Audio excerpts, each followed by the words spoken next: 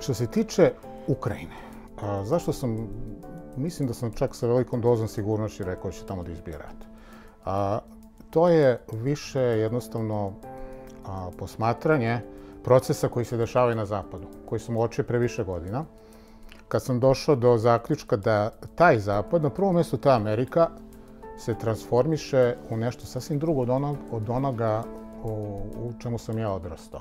Moja procena je, i to već neko vreme govorim, da je došlo do smene elita u Americi, ljudi koji upravljaju Amerikom, pogotovo spoljnom politikom, da su to vrlo opasni ljudi opasnih namera i da oni stvarno imaju nameru da pokrenu novi pohod na istok i da to rade praktično od pada Berlinskog zida i da oni od tog plana ne odustaju i da je krajnji cilj stvarno jeste Rusija i da je Ukrajina trebalo da služi kao jedan, ajde kažemo, instrument, šiljasti instrument najbliži telu same Rusije, da bi se Rusija u stvari izazvala da se uključi u rat i da bi se iscrpila, a sa krajnjim ciljem promjene režima u Moskvi. Uz to što je, po mom mišljenju, taj zapadni sistem, čiji je centar Amerika u krizi, finansijski i ekonomski sistem,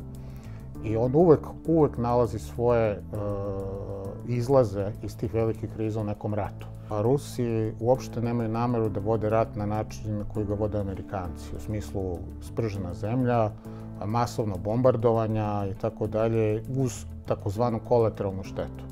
Oni Ukrajince smatraju za svoje. Ja tu ću izuzeti zapadni deo Ukrajine, ali to ja kažem. Putin je rekao u svom govoru, u februaru mesecu, je rekao da je to trojedini narod. I oni smatraju njih za svoje. Znači, oni idu sporije namerno da bi izazivali što manje civilnih žrtava. Znači, to će da ide sporo, pogotovo zato što njihov cilj je vrlo neodređen.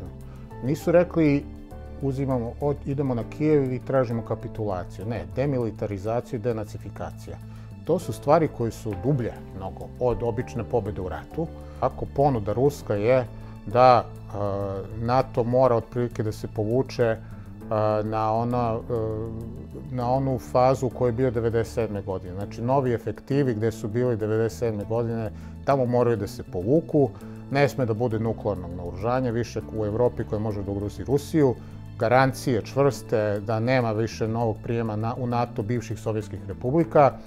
Naravno, NATO predvođen Vašingtonom, on to nije spreman da učini. Naprotiv, postoji mogućnost da se proširi dodatno NATO čak i onda se tu vidi da se ovo vodi borba i za novi bezbednosni aranžman u Evropi.